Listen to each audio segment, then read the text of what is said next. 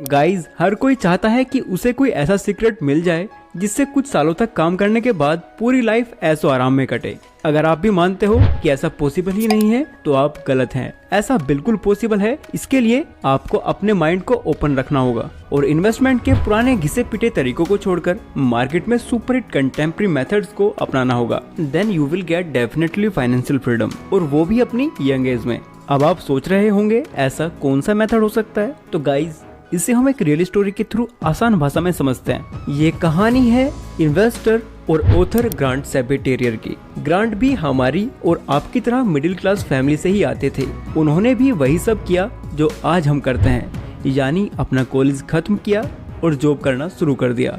उनकी सैलरी काफी कम थी, जिससे वो अपने एक्सपेंसेस बड़ी मुश्किल से पे कर पा रहे थे। 8-10 घंटे की खूब मेहनत के बावजूद उन्हें वो आउटपुट नहीं मिल रहा था जो उन्हें चाहिए था। इस फाइनेंशियल प्रॉब्लम की वजह से वो काफी परेशान रहने लगे थे। उनकी परेशानियां तब और बढ़ गईं जब उनकी वो जॉब भी चली गई। अब ऑथर टोटली अपने पेरेंट्स पर डिपेंडेंट हो गए थे, लेकिन उनके पेरेंट्स भी अब उनका खर्च नहीं चला पा रहे थे। अब ऑथर ये डिसाइड कर चुके थे कि वो 30s की उम्र से पहले ही फाइनेंशियल फ्रीडम अचीव करके दिखाएंगे। ऑथर ने अपने ऊपर इन्वेस्ट करना शुरू कर दिया। ऑथर ने फाइनेंस से रिलेटेड बहुत सी बुक्स पढ़ी और जो भी उन्होंने उन बुक्स से सीखा उसे वो अपने ऊपर इम्प्लीमेंट भी करने लगे। सबसे पहले उन्होंने जैसे तैसे करके एक फुल टाइम जॉब पकड़ी और उसी के साथ उन्होंने 2 साइड बिजनेसेस भी स्टार्ट किए। शुरुआत में उन्हें ये सब मैनेज करना बहुत चैलेंजिंग लग रहा था। गाइज, ऐसा लगना भी स्वाभाविक है, क्योंकि 3 अलग अलग कामों को करना और उन्हें मैनेज करना आसान नहीं था। बट इन सभी प्रॉब्लम्स को डिफीट करते हुए ऑथर ने 30s की उम्र तक फाइनेंशियल फ्रीडम अचीव कर ली और अब वे कम्प्लीटली फाइनेंशियली फ्री हो चुके थे। अब हमारे प्यारे ऑथर के पास $1 मिलियन थे। गाइज, ऑथर का ये सफर आसान तो बिल्कुल नहीं रहा होगा। ऑथर ने अपनी इस जर्नी पर एक बुक लिखी जिसमें उन्होंने बताया कि कैसे 30s की उम्र तक उन्होंने फाइनेंशियल फ्रीडम अचीव की, क्या क्या प्रॉब्लम्स उन्होंने झेली और किन किन सिचुएशंस से उन्हें गुजरना पड़ा। उनकी उसी बुक से इंस्पायर्ड होकर हमने ये वीडियो बनाई है। गाइज, इस वीडियो को लास्ट तक जरूर देखना।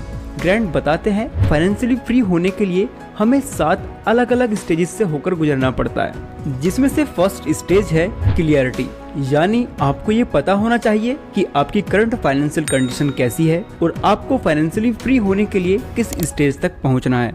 गाइज, सेकंड स्टेज है सेल्फ सफिशिएंसी की, और ये स्टेज तब आती है जब आप अपनी मंथली इनकम से बिना किसी प्रॉब्लम के अपने खर्चों को मैनेज कर पाते हो।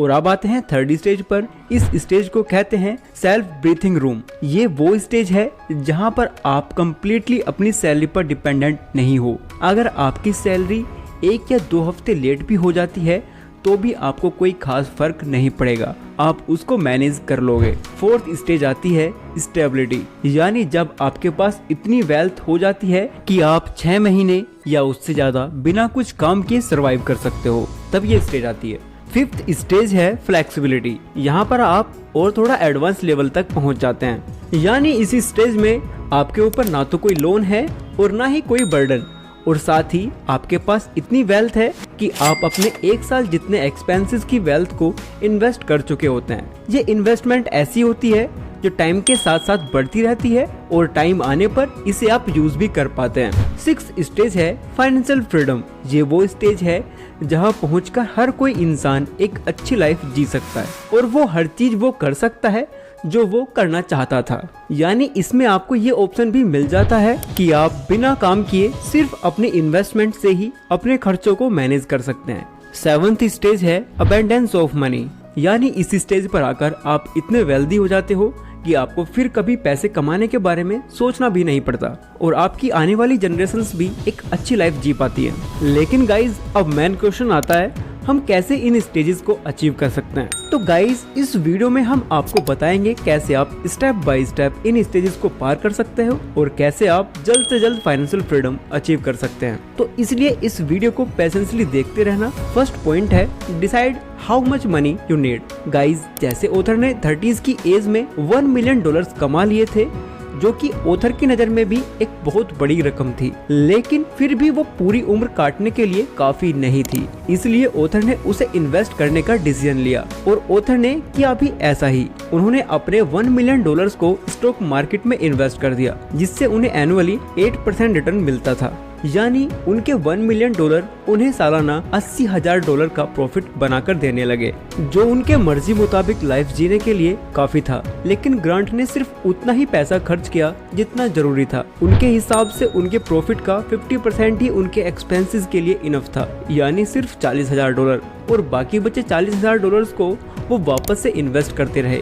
जिससे ये हुआ कि ग्रांट ने $1 मिलियन के साथ साथ उनका ये दोबारा से इन्वेस्ट किया हुआ प्रॉफिट भी उनको और प्रॉफिट बनाकर देने लगा, जिससे वो बिना कुछ काम किए अपनी वेल्थ को कंटिन्यूअसली इंक्रीज कर पा रहे थे। गाइज, आप भी इस फॉर्मूला को यूज कर सकते हैं, लेकिन उससे पहले आपको फाइनेंशियली फ्री बनना होगा। यानी आपको ये डिसाइड करना होगा कि आपको फाइनेंशियली फ्री बनने के लिए कितनी वेल्थ की जरूरत है। इसके लिए आपको अपने सालाना एक्सपेंसेस को कैलकुलेट करना होगा और फिर उसे 25 से मल्टीप्लाई करना होगा। मान लो आप एक साल में 2 लाख रुपए खर्च कर पाते हो, तो आपको इसे 25 से मल्टीप्लाई करना होगा, यानी 2 × 25 = 50 लाख रुपीज, मतलब 50 लाख रुपए चाहिए होंगे आपको फाइनेंशियली फ्री बनने के लिए। Second point, calculate your net worth. Grant कहते हैं जितना जरूरी पैसा कमाना होता है उतना ही जरूरी नेटवर्थ कैलकुलेट करना भी होता है, जिसको निकालने का फॉर्मूला है एसेट्स माइनस लायबिलिटीज। एसेट्स मतलब वो सभी चीजें जो आपकी लाइफ में कुछ वैल्यू ऐड करती हैं, यानी आपकी प्रॉपर्टी, बैंक बैलेंस, गोल्ड या कोई यूजफुल गैजेट। और लायबिलिटीज में वो सभी चीजें आती हैं जैसे लोन्स, EMIs या कोई ऐसी उधारी जिसे आपको चुकाना हो, वे सभी लायबिलिटीज में आती हैं। अब आपको एक टेबल बनाकर अपनी नेटवर्थ को निकालना होगा। इस कैलकुलेशन से ये होगा कि वो एग्जैक्ट फिगर आपके सामने आ जाएगी कि साल भर के लेन देन के बाद आपके हाथ में एग्जैक्ट कितने रुपए आते हैं। ऑथर कहते हैं ये कैलकुलेशन करना हमारे लिए बहुत जरूरी है। इससे हम अपनी लायबिलिटीज को घटा और एसेट्स को बढ़ा सकते हैं। इसलिए आपको ये जरूर कैलकुलेट करनी चाहिए। इससे आप ये भी जान पाओगे कि आप अपनी फाइनेंशियल फ्रीडम के कितने पास या कितने दूर हो। Number 3, value of time. Author जब अपनी खराब फाइनेंशियल सिचुएशंस में थे तो उन्होंने एक बात पर गौर किया कि कभी कभी तो वो एक्साइटमेंट में आकर ऐसी चीजें खरीद लिया करते थे जिसमें उनकी 50% सैलरी या इवन 80% सैलरी तक चली जाया करती थी, और वो कभी इस बात को नोटिस भी नहीं करते थे। और यही रीजन था कि महीने के आखिर तक आकर उनकी सैलरी पूरी खत्म हो जाया करती थी और उनके पास कुछ नहीं बचता था। ऑथर कहते हैं कि अगर आप कुछ ऐसा प्रोडक्ट खरीदते हैं जो आपको पसंद आता है तो उसे खरीदने से पहले आपको ये जरूर सोचना चाहिए कि इस प्रोडक्ट की जो प्राइस है उतने पैसे अर्न करने में आपको कितने दिन या कितने हफ्ते लग जाएंगे। फॉर एग्जाम्पल, आपकी मंथली सैलरी 20,000 रुपए है और आप कोई 80,000 रुपए का मोबाइल परचेज करते हैं, तो इसमें आपकी पूरे 4 महीने की सैलरी जाएगी। गाइज, एक फेमस मूवी का डायलॉग है, पैसे खर्च करना सीखो, कमाना खुद आ जाएगा। लेकिन गाइज, मैं कहता हूँ कि पैसे सेव करना सीखो, कमाना तभी आएगा।